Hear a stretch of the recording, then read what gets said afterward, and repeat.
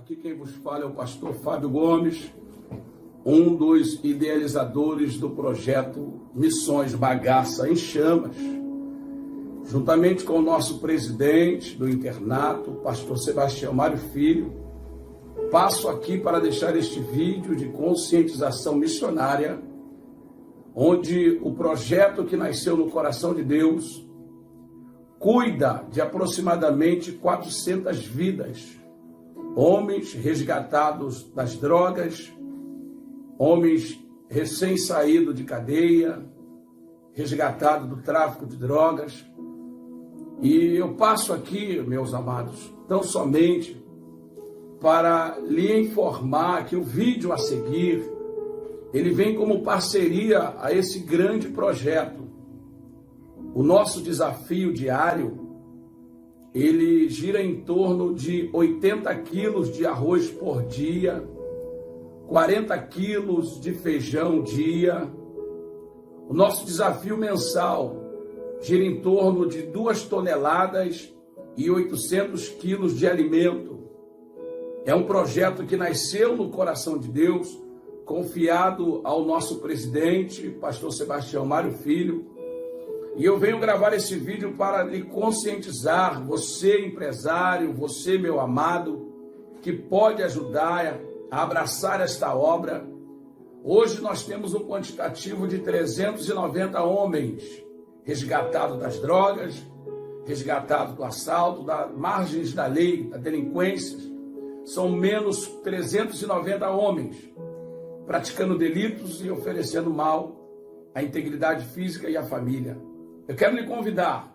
Os vídeos a seguir são vídeos gravados dentro do internato, onde nós fazemos um trabalho de cunho cristão, de cunho evangélico, e o vídeo que será exposto é tão somente para lhe trazer, a fazer menção daquilo que Deus tem realizado naquele lugar, por intermédio da fé, por intermédio das obras. E eu quero deixar aqui Atos dos Apóstolos, capítulo 20, versículo 35, que diz assim: louvado seja o nome do Senhor. Tenho-vos mostrado em tudo que, trabalhando assim, é necessário auxiliar os enfermos e recordar as palavras do Senhor Jesus Cristo, que disse: mas bem-aventurada coisa é dar do que receber. Abraça essa obra, Missões Bagaça em Chamas. Fica na Estrada do Bagaça, 2386, em Guaratiba. Hashtag Nós Podemos. Meus irmãos, a paz do Senhor Jesus seja convosco. Deus abençoe sua vida, sua casa, sua família. Meu desejo em Cristo é que, ao findar este culto hoje, você volte para sua casa e, ao sair daqui, ao cruzar os portões desse lugar, você esteja tão abençoado que, onde você tocar a palma de suas mãos e pisar a planta de seus pés, seja tão abençoado quanto você. Em nome de Jesus. Deus seja louvado, seja bendito para sempre. Eu te convido a abrir sua Bíblia, por gentileza. Evangelho de Jesus, segundo escreveu Marcos, capítulo 4, verso de número 35.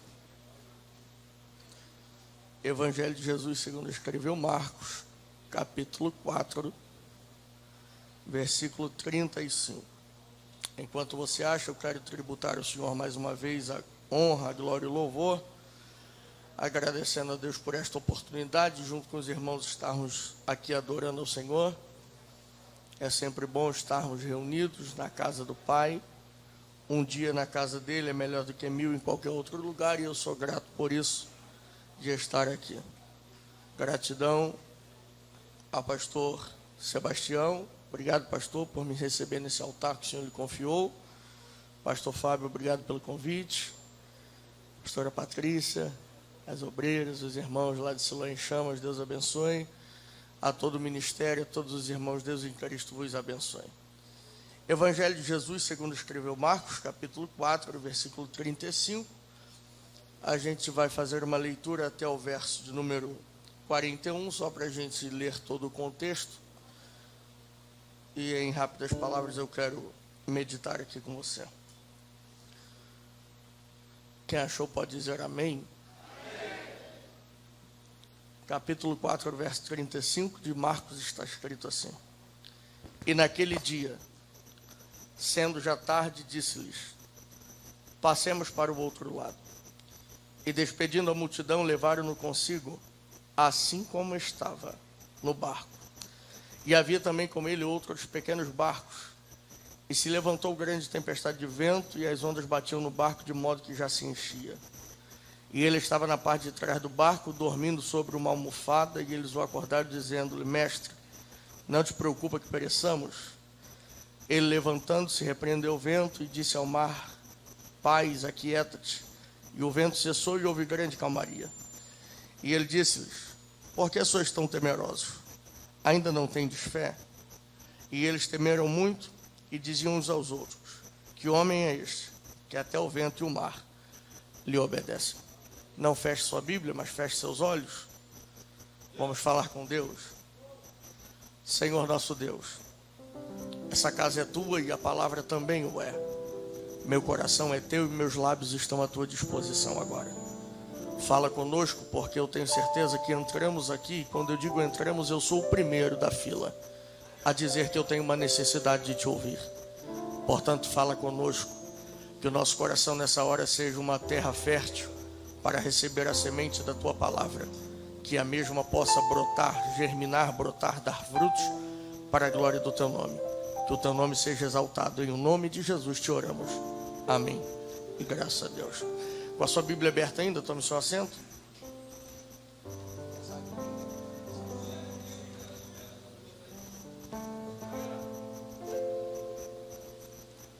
O texto ora lido é um dos textos mais emblemáticos e também mais conhecidos da Bíblia Sagrada.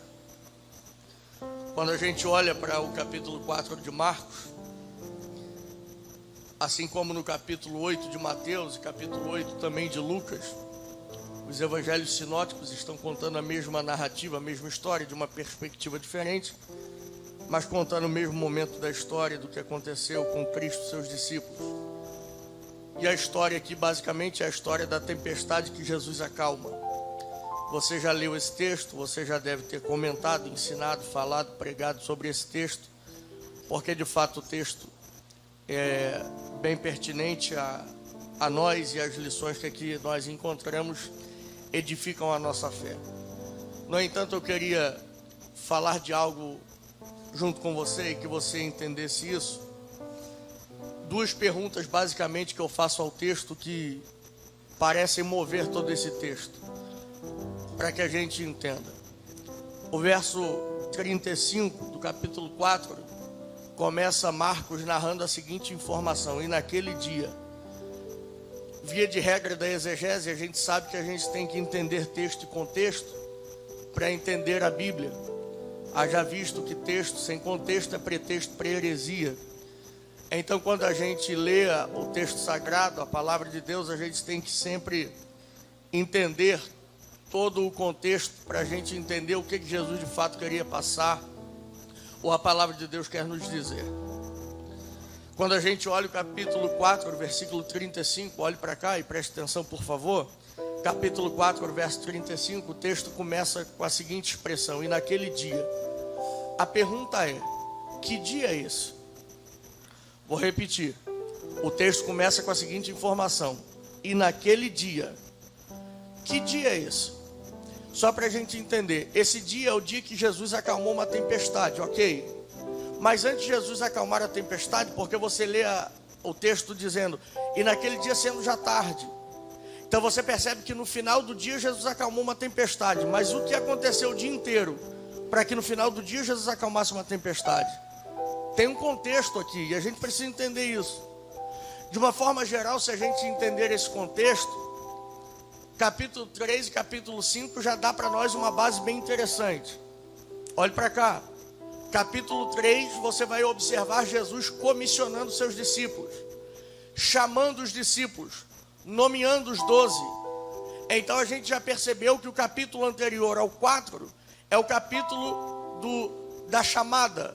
É o capítulo em que Jesus comissiona, chama, para que alguém comece um ministério, e por que não dizer começasse uma missão. O capítulo 5, por sua vez, você vai ver Jesus em Gadara, na grande Decápolis, Jesus fazendo missão, curando, expulsando demônios, trabalhando junto com seus discípulos, e seus discípulos exercendo a missão para o qual foram chamados no capítulo 3.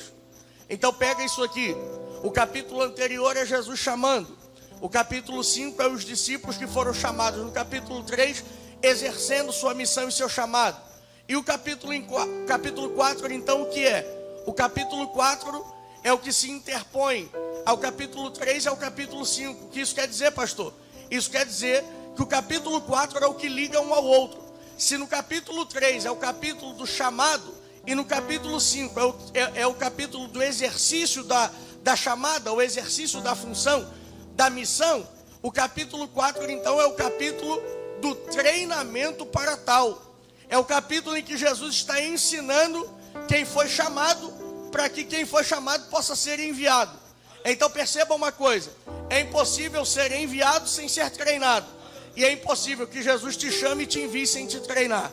Então a gente precisa entender, o capítulo 4 faz parte de um momento de treinamento, de ensinamento. Por quê? Porque foram chamados. Para quê? Porque serão enviados.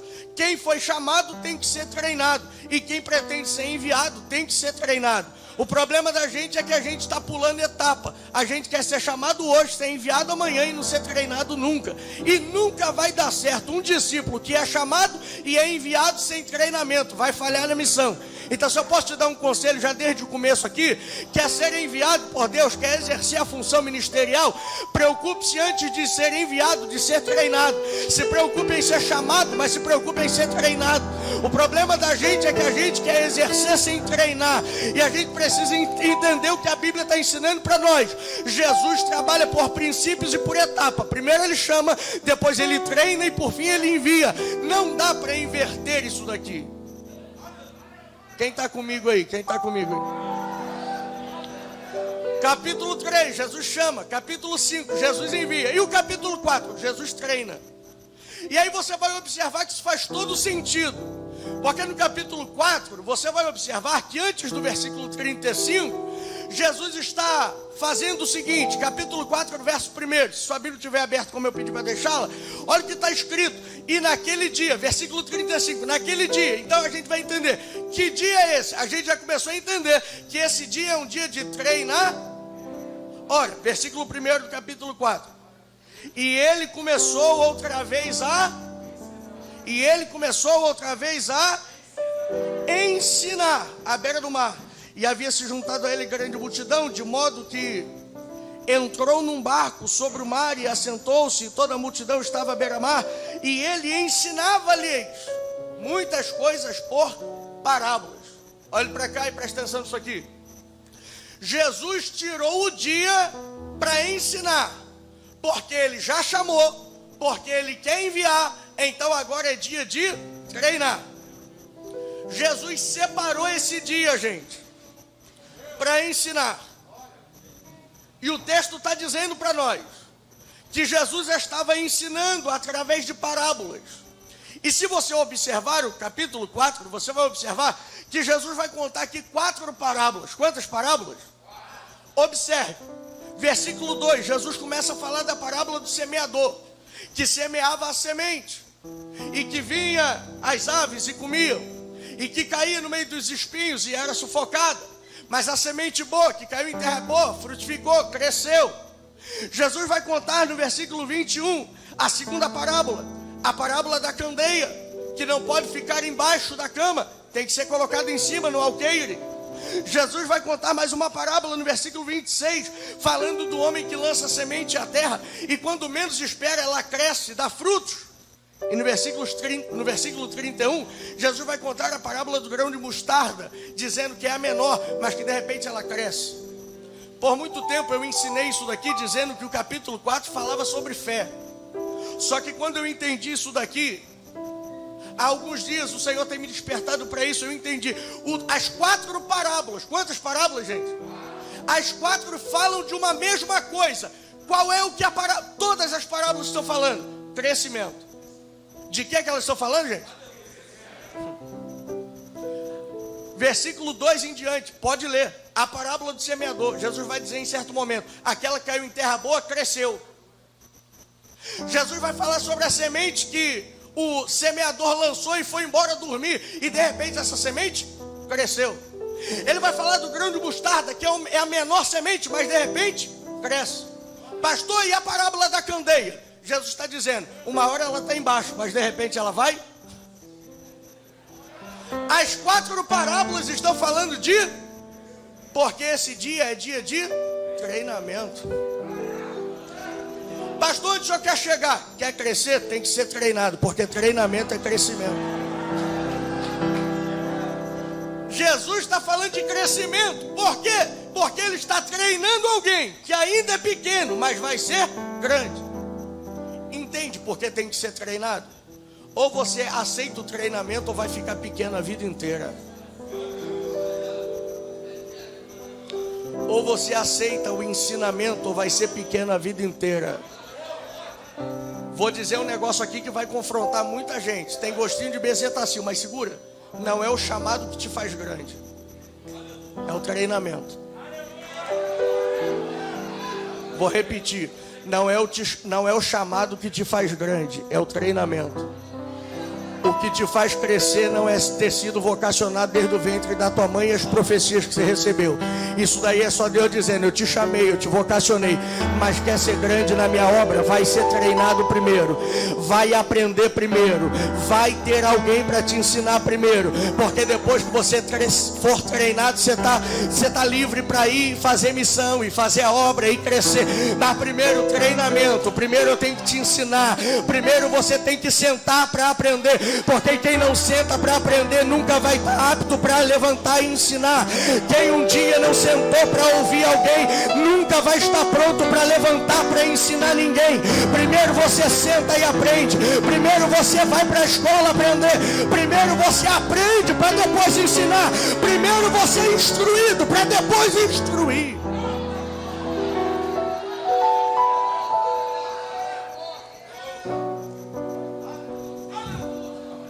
Ô gente, Jesus ficou, aos 12 anos de idade, Jesus descobre para que ele veio ao mundo, sim ou não? Aos 12 anos ele está ensinando, então ele descobre seu propósito de vida. Mas por que nenhum dos evangelhos conta a biografia de Jesus? Porque a biografia é a vida completa, e tem uma lacuna em todos os evangelhos, dos 12 aos 18 anos, ninguém sabe da história de Jesus. Por quê? Porque por 18 anos, ele está na carpintaria de seu pai, aprendendo a servir seu pai, sua casa e sua família, para depois ser o salvador do mundo. Tem muita gente querendo salvar o mundo, mas não serve nem a própria casa. Tem muita gente querendo salvar a igreja dos outros, mas não é útil nem na própria igreja. Quer um conselho? Aprende com Jesus. Primeiro você serve tua casa, teu pai. Aprende princípios, aprende valores, aprende o que tiver que aprender, para depois sair exortando a igreja de alguém ou o povo de alguém em nome de Jesus. Primeiro você aprende para depois ensinar. João Batista, 30 anos de treinamento para 6 meses de ministério. Mas a gente quer inverter tudo, quer ter 6 meses de treinamento para 30 anos de ministério. Não vai dar certo. Jesus, 30 anos de ensinamento, 30 anos aprendendo, para depois 3 anos e meio exercer ministério. Aprende primeiro, vai. Senta primeiro, ouve primeiro, aceita primeiro, abaixa a cabeça primeiro, porque isso vai te dar autoridade para depois. Agora escuta isso daqui, Jesus está ensinando. Só que como é que Jesus está ensinando aos seus discípulos? Através de parábolas, através de... Resumindo, através de forma oral. Jesus está falando, forma verbal. Jesus está falando o dia inteiro. Jesus está falando o dia inteiro. Só que chega no versículo 35, aparece uma tempestade. E parece que essa tempestade está fora de contexto. O que essa tempestade está fazendo num dia que Jesus tirou para ensinar seus discípulos? Porque aprende uma coisa. Na vida secular, a gente faz as lições na escola para passar na prova. Só que com Deus é diferente. A gente passa na prova para aprender as lições. Na escola a gente faz as lições para passar na prova. Aqui é diferente, a gente passa na prova para aprender as lições. Jesus está fazendo com os discípulos aqui é muito simples. O que é, pastor? Jesus já ensinou o dia inteiro, falou o dia inteiro. Agora Jesus está dizendo assim: eu vou ensinar vocês na prática o que vocês aprenderam apenas de forma literal até agora. Deixa eu falar um negócio aqui para você. A tempestade é só mais uma forma pedagógica.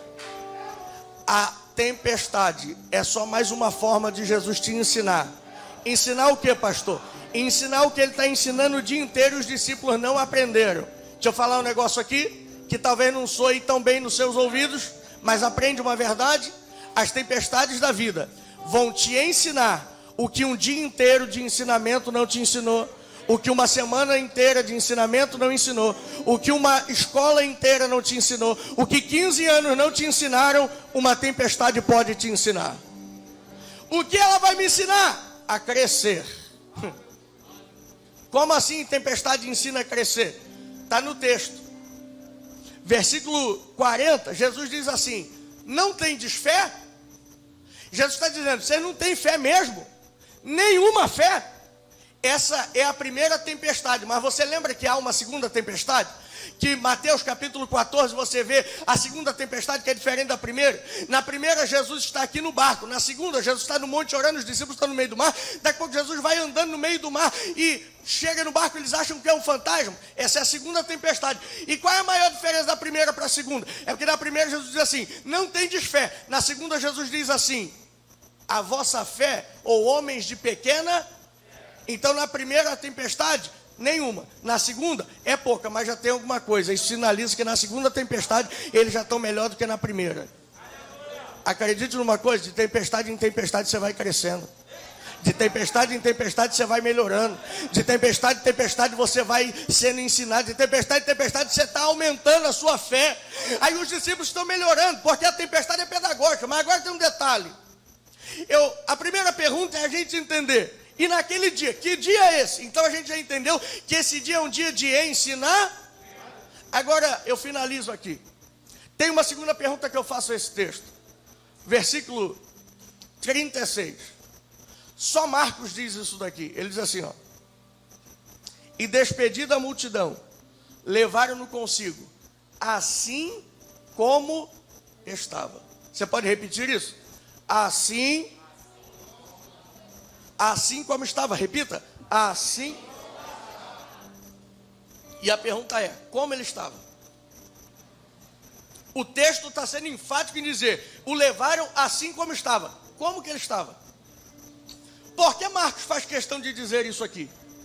Aí a gente tem que entender o que a Bíblia está ensinando para a gente. Como que Jesus estava, gente? Olhe para cá e observe isso aqui com muita atenção agora, que eu tenho 9 minutos e eu encerro. Escute. Jesus, o texto do capítulo 4, verso 1, olha o que está escrito. E ele começou outra vez a ensinar à beira do mar, e havia se juntado a ele uma grande multidão, de modo que entrou num barco. Então, o que Jesus está fazendo? Jesus entrou para um barco, para ensinar a multidão e aos seus discípulos. Por que ele entrou no barco? Porque a multidão, por vezes, o apertava, e não deixava ele ensinar o que ele precisava ensinar. Então, de forma muito didática, Jesus pegou um barquinho, assentou-se num barquinho, afastou um pouquinho da areia e começou a ensinar. Você sabe que na praia, o vento sopra do mar em direção à praia e leva a voz de quem está dentro do mar até a praia. Então, quando Jesus se assenta no barquinho e começa a ensinar, o vento sopra, a voz de Jesus começa a ecoar. E todo mundo, então, consegue ouvir a voz de Jesus.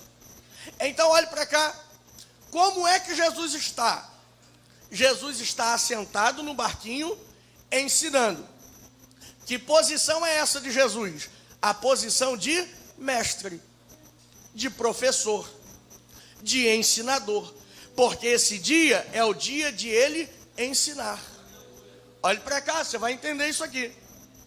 Então, Jesus está na posição de ensinador, de mestre, de professor. Mas não para por aí.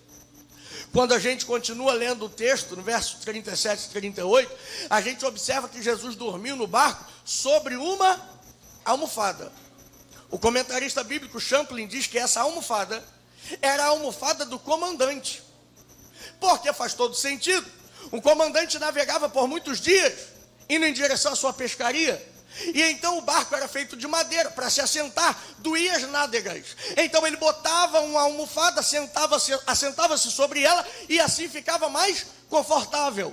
Então perceba, eu disse que Jesus está desde o versículo 1 na posição de mestre, mas ele também está assentado sobre a almofada, e a almofada é do comandante. Então Jesus ocupa duas posições no mesmo lugar. Ele é mestre, mas ele é comandante. Pastor, e daí, que diferença isso faz? Isso faz toda a diferença quando você entende o contexto disso daqui. Jesus tirou esse dia para ensinar aos seus discípulos grandes lições. Só que quando a tempestade veio, os discípulos se desesperaram. E Jesus vai dizer para eles assim: não tendes fé? Ou seja, eu estou o dia inteiro ensinando e vocês não aprenderam nada ainda? Esse dia era dia dos discípulos aprenderem uma lição. Segura aí, meu filho, em nome de Jesus.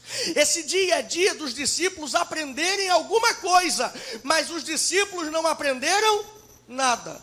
Aí Jesus se coloca na segunda posição. É a posição de comandante. Qual é a função do comandante? Há uns dias atrás, aliás, há uns anos atrás, você deve ter observado que na Itália um navio, ele se chocou com uma pedra e começou a afundar.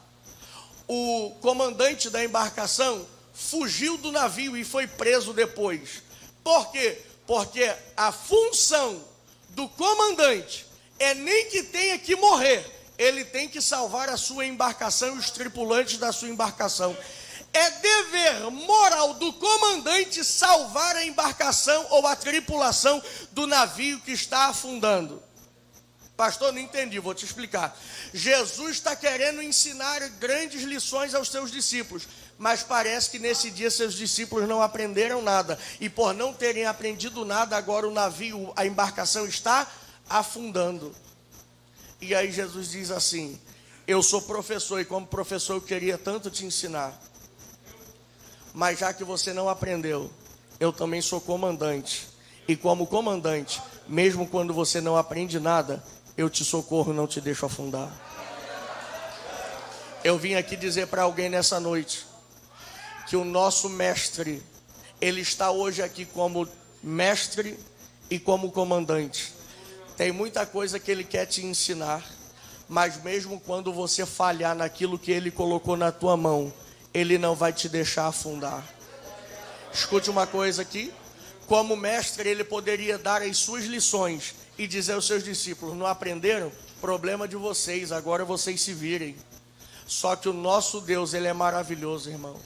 Ele te dá a lição para você aprender. Ele permite a tempestade para lhe ensinar. Ele lhe dá todo o suporte para que você aprenda o que tem que aprender. Mas mesmo quando você não aprende, ele não te deixa afundar. Ele te socorre, ele se apresenta para você e diz assim: eu queria tanto que você tivesse crescido. Eu queria tanto que você tivesse evoluído. Eu tinha tanta coisa para você. Essa tempestade podia ter te colocado em outro nível. Você poderia ter mudado tanto e melhorado tanto. Mas mesmo quando você falhou no que eu queria, mesmo quando você tropeçou onde eu te dei a missão, mesmo quando você pecou, caiu, errou, falhou, eu me apresento como teu comandante, não te deixo naufragar, não te deixo afundar, eu te socorro, eu te estendo a minha mão e te digo: tu és meu e eu não te deixo sozinho. Escute isso daqui. A tempestade veio para ensinar, mas em não aprendendo o que a tempestade veio para ensinar, há o risco de se naufragar. E se o mestre fica só na posição de mestre, eu afundo quando eu não aprendo, eu caio quando eu não aprendo, eu me frustro quando eu não aprendo, eu me arrebento quando eu não aprendo. Mas ele também está na posição de comandante. E como comandante, ele não me deixa mesmo quando eu falho naquilo que não era para falhar. E como comandante, ele estende a mão mesmo quando eu lhe decepcionei e não aprendi o que deveria aprender. A mão do Senhor está sobre a vida de alguém aqui nesta noite. A mão do Senhor está sobre alguém aqui nessa noite, para te dizer: meu filho, eu não te abandonei quando você falhou, eu não te abandono quando você não aprendeu, eu não te abandono mesmo quando você não conseguiu cumprir a missão. Eu me apresento como teu comandante, seguro a tua mão e te digo: tu és meu, e tu não vai afundar, porque ainda tem muita lição para aprender. Sabe por que Jesus socorre? Jesus socorre porque essa é a primeira tempestade. Mas a Bíblia ensina que são quantas tempestades, gente? 2. Quer saber de uma coisa? Jesus está dizendo: fica tranquilo, o que vocês não aprenderam agora, eu socorro vocês, mas depois vem outra tempestade para ensinar o que você não aprendeu agora. Fica descansado e tranquilo, porque tem socorro de Deus para aquilo que você não aprendeu, mas também tem mais uma tempestade para te ensinar aquilo que você precisa aprender. Que Deus te abençoe, eu agradeço a oportunidade em nome de Jesus.